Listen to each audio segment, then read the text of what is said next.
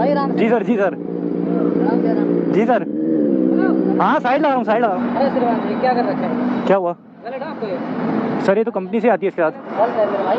नहीं सर गलत तो है। अब जो है, जो इसकी कंपनी है ना, ये इटालियन कंपनी है और ये शिफ्ट हो चुकी है अब यहाँ से इंडिया से चली गई, तो इसके जो साइलेंसर है ओरिजिनल वो यही है।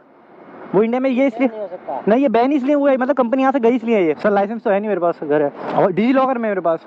आरसी? हाँ बहुत तेज साउंड। नहीं, वो आपकी बात सही है सर। अब मैं बताऊँ कहाँ से लेके आऊँ, जब ये कंपनी तो देगी ना मुझे। जिस बंदे से आपने बाइक जी जी उसके पास ये कंपनी का जरूर साइलेंसर जी जी, नहीं मैं उससे पूछ के देखूंगा सर, ध्यान रखेंगे सर आगे से, बस यही है।